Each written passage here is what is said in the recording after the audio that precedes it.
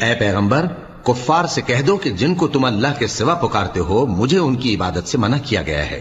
یہ بھی کہہ دو کہ میں تمہاری خواہشوں کی پیروی نہیں کروں گا، ایسا کروں تو گمراہ ہو جاؤں اور ہدایت یافتہ لوگوں میں نہ رہوں۔ کہہ دو کہ میں تو اپنے پروردگار کی دلیل روشن پر ہوں اور تم اس کی تکذیب کرتے ہو۔ جس چیز یعنی عذاب کے لیے تم جلدی کر رہے ہو وہ میرے پاس نہیں ہے،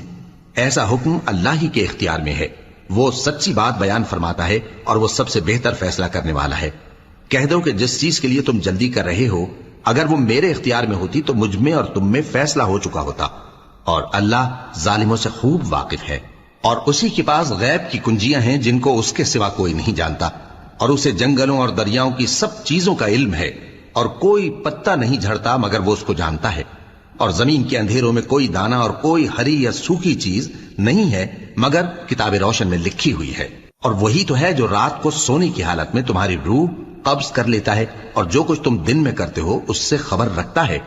پھر تمہیں دن کو اٹھا دیتا ہے تاکہ یہی سلسلہ جاری رکھ کر زندگی کی مدت معین پوری کر دی جائے، پھر تم سب کو اسی کی طرف لوٹ کر جانا ہے، پھر وہ تم کو تمہارے عمل جو تم کرتے رہتے ہو ایک ایک کر کے بتائے گا،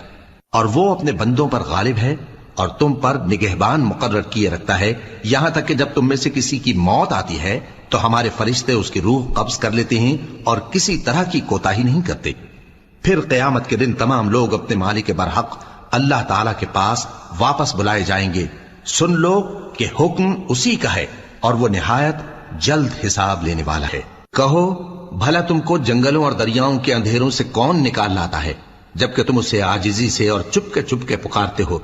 اور کہتے ہو اگر اللہ ہم کو اس تنگی سے نجات بخشے تو ہم اس کے بہت شکر گزار ہوں۔ کہو کہ اللہ ہی تم کو اس تنگی سے اور ہر سختی سے نجات بخشتا ہے، پھر بھی تم اس کے ساتھ شرک کرتے ہو۔